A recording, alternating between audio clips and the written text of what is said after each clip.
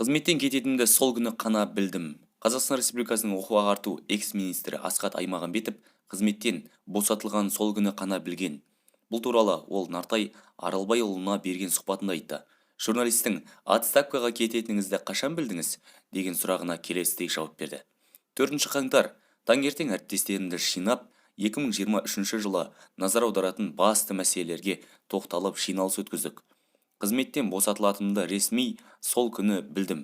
Түске дейін ақпарат келді. Түстен кейін әріптестеріммен қоштасып, заттарымды жинастырып үйге қайттым. Бұл саяси қызмет.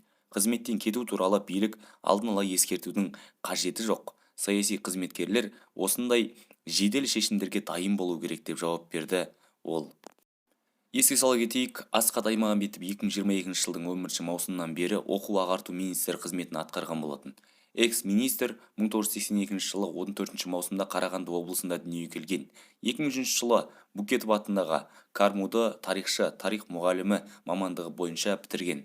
4 қаңтар күні президент жарлығымен Асхат Аймағамбетов Қазақстан Республикасының оқу-ағарту министрлігі лауазымынан босатылғанын жазып кеткен болатынбыз.